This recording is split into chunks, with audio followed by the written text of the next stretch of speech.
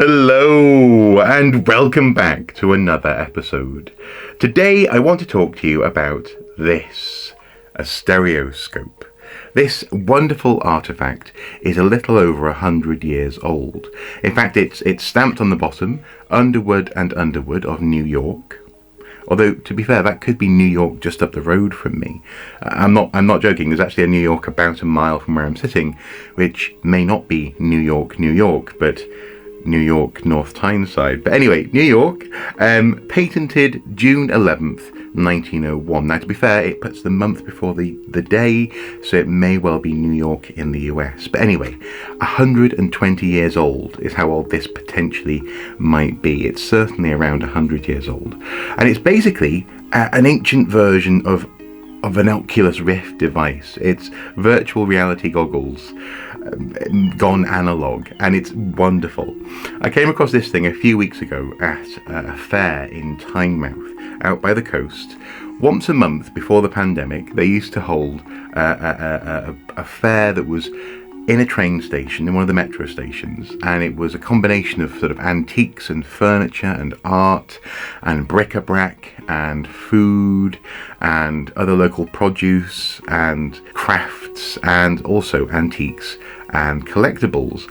And we decided to go to one of the freshly reopened events a few weeks ago, which was, because it was open air, it was a maskless event, and we could all walk around and feel somewhat normal. It was weird, but it was wonderful. And on one of the tables I saw this. It was a table that was selling all sorts of little bits of artifacts and memorabilia. Some of it was sort of engineering related, like little engines and spanners and things. Some of it was sort of militaristic, medals, this kind of thing. But then this guy was sitting there along with a stack of cards. And I knew exactly what it was immediately. It's a stereoscope. Now, stereoscopes are designed to mimic how we see the world in 3D. You can see how it separates out your vision into two different streams and has this piece of wood here so that you can't see too far in, you can't cross the streams. Don't cross the streams. Why? It would be bad. I'm fuzzy on the whole good-bad thing. And that's because, in order to see something in 3 dimensions, our eyes actually look at it from 2 angles and then sort of combine the image in our brain to make a 3D model of what it is we're looking at. In order to mimic that, people would take 2 photographs, put them on a piece of card, slot them into their stereoscope like this, then move it back and forward to focus it, and voila, you have a 3D image. And the 3D effect is extremely strong. Even though this photo, for example, is from 1907, it's a dahlia flower in a beer glass. It looks, well, fresh as a daisy. This technology was actually used during the Second World War in aerial reconnaissance missions. There were people whose job it was to use stereoscopes to examine photographs of terrain, enemy camps and positions, ammo depots and caches, this kind of thing. And they achieved this by mounting 2 giant cameras on an aeroplane at a set distance. And whatever it photographed from 2 different angles, giving you that sort of stereoscopic effect, a slight 3-dimensional understanding of what it was that you were looking at. And it was used to great effect to understand, in that case, the battlefield. But on the day when I got this, the dahlia was by far the best of the bunch. You see, it came with a stack of 43 3D images, and they were varying quite a lot. But despite this, I figured it must just be because it's 100-year-old technology. It's probably not perfect, but I loved it. In fact, we both loved it, my lovely wife and I, and we decided to get it. It was about £20 for the viewer, and then about £1 each for each of the photographs. So we spent about £50-60 after a bit of haggling. But it was so worth it. And it only got better. You see, when we got home, we realised the amazing Ruth and I realised, her being a physics teacher and all, that one of the lenses was mounted incorrectly. It must have fallen out at some point, and someone had done a super glue repair and actually spilled super glue on the lens. So the left lens was blurry, and it was also incorrectly mounted. You see, they're meant to get thinner towards the middle. They're sort of triangular, and they're thinner in the middle and they're thicker on the outside, so that your vision is directed straight down towards the photo plate here. So this lens was going straight, and this lens was pointing over in that direction somewhere. So the Dahlia just happened to be in a position where I could get it to work on the day, but all the other photos were slightly out of whack. I was sort of seeing double images because this lens was pointing in the wrong direction. So that night I applied some acetone to melt the super glue, popped the lens out, gave it a good clean, obviously cleaned the spilled super glue off this lens, remounted it, and it worked amazingly. Every single one of these cards now is a truly spectacular 3D image. And considering what this is, I am simply in love with how brilliantly it works. You know, it's a piece of wood mounted to another piece of wood with a handle that incidentally folds up for sort of easy storage and containment. You have this sort of tin viewing headpiece, eyepiece, which is also covered in some purple leather there, and with a sort of a leather trim on the front. And it's simple, it's elegant, and it's all you need in order to be able to see these images in spectacular 3D. The quality of this 3D is much better, for example, than the 3D that was coming out in the 80s and early 90s.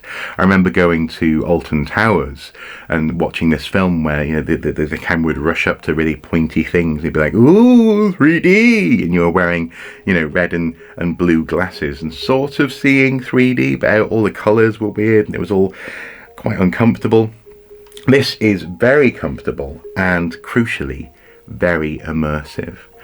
As we go through the photos, one of the things that really strikes me about them is how they were clearly partly, in some cases, amateur hobby sort of collections. There's one photographer in particular, Jay Robinson, who took lots of these photographs, and he clearly just loved mounting two different images to a piece of card and experimenting with the 3D.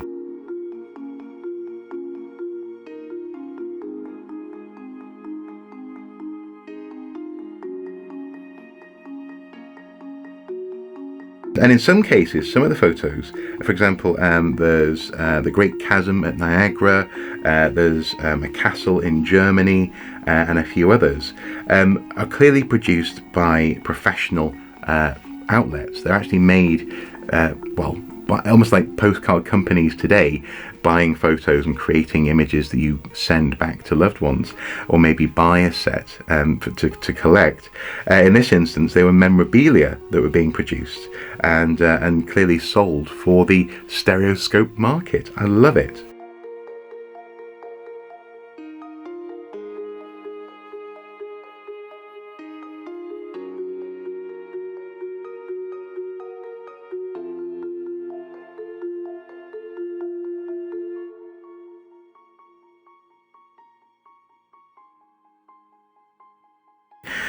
Not only do they have photos on one side, some of them have photos on both sides of the cards.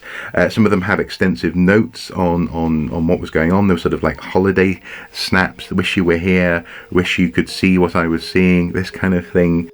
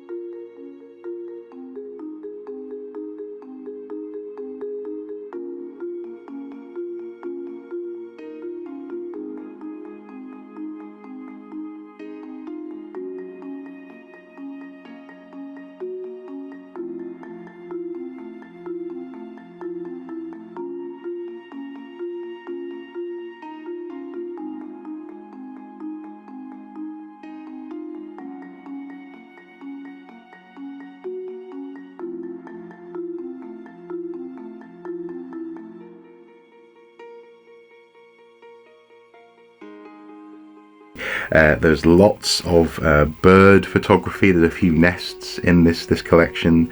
So there's a couple of gardens which we very much enjoyed, actually. There's a garden path whose 3D effect is so complete that it's very close to feeling like you're wearing a VR rig. It's just wonderful. I mean, of course it's in black and white, but the effect is pristine.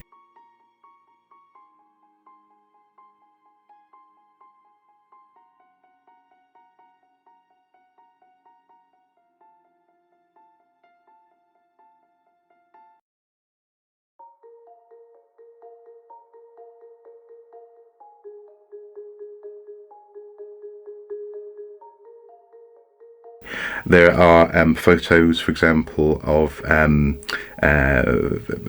visitor attractions like Fountains Abbey.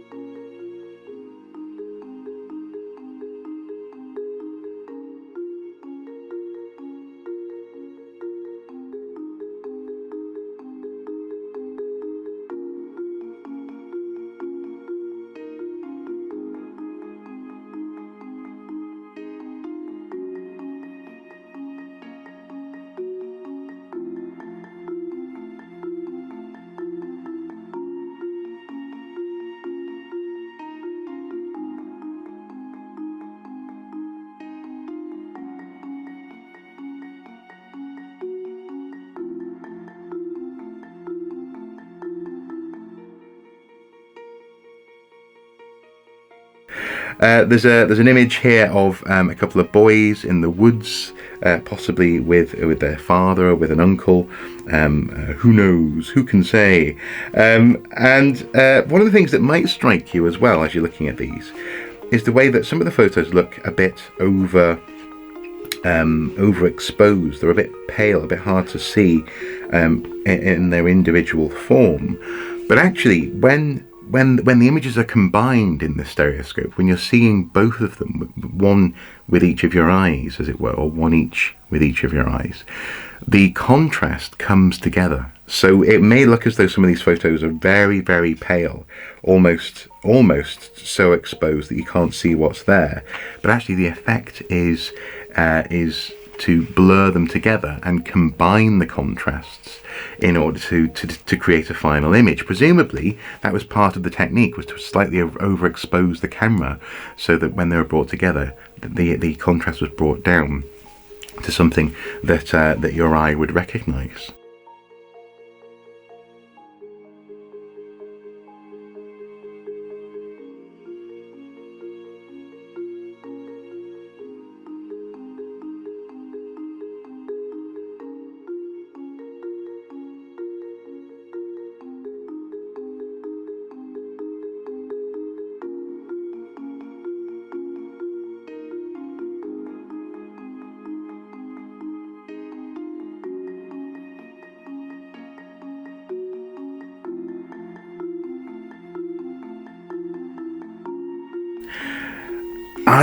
I love this. I love what these photos have already taught me about photography and about life 100 years ago.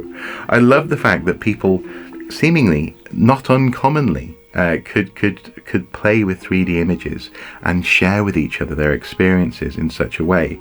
And since I got this, I got this in particular, I've had quite a few people reach out and say that they have a stack of these cards but could never find a viewer. So we were so fortunate to get a stereoscopic viewer in order to be able to enjoy these things. So apparently I have a few of these coming my way in the near future, and I think I might start collecting them. I know my wonderful wife is definitely interested in collecting them. She's bookmarked a few eBay listings that she's like, I don't know, do we want to? Should we? And she keeps on hovering over click buy, because the sense of immersion for these photos is It's intoxicating, to say the least. I really, really love it. Now, the only problem is, and you've probably figured this out by now, I can't share that experience with you on this in this format via this medium, because this is a single lens camera, and I could set up a 2-camera system, but even then you'd have to have the ability to view these images.